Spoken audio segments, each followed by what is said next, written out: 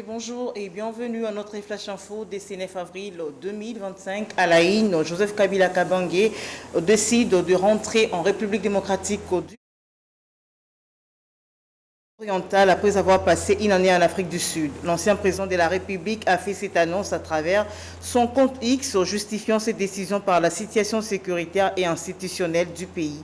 Il a déclaré, je cite, « Compte tenu de la dégradation de la situation sécuritaire à travers tous les pays, ainsi que de la déliquescence qui gangrène tous les secteurs de la vie nationale, je prie la résolution de rentrer sans délai au pays. J'ai décidé commencer par la partie orientale du pays parce qu'il y a péril en la demeure. » Fin de citation.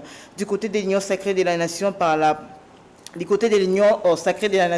bouche d'Augustin Kabouya, siège de l'UDPS, cette position de Kabila confirme ce qu'ils ont toujours dit sur lui, qu'il est l'autorité morale de l'AFC de Corneille Nangaa.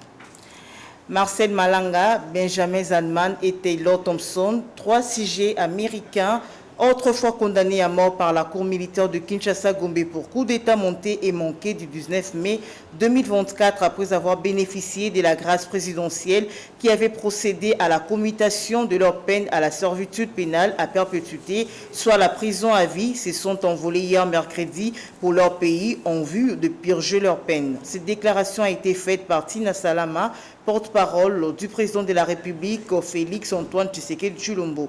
Les condamnés précités font partie du mouvement New Zaïre de Christian Malanga, décédé au moment de fait. 30 personnes ont rendu l'âme, 20 personnes sont admises aux soins à l'hôpital Vijana et 129 cabines ont été mises à l'arrêt. Telle est la solde, mieux le bilan des pluies torrentielles qui se sont abattues sur la ville de Kinshasa la nuit du 4 au 5 avril. C'est ce qui ressort d'un briefing tenu ce lundi 7 avril à Kinshasa par le ministre de la Communication et Médias, Patrick Mouyaya, et ses 3 collègues du gouvernement souminois, en l'occurrence celui des ITP Alexis Guissaro, de l'hydraulique Teddy Luamba et de la santé publique Samuel Roger Kamba. Et pour finir, la province de la Chopo est présentement confrontée par l'épidémie de choléra. C'est le gouverneur de province, Paul Lendengolia, qui a déclaré officiellement cette épidémie dans la plus vaste partie de toute le 26 provinces devant la presse. Fin de ces Flash Info, mesdames, messieurs. Merci de nous avoir suivis et restez branchés sur Antenne à Télévision. Je vous retrouve à 12h pour plus d'actualités. Au revoir. Bonjour, chef. Ça va bien?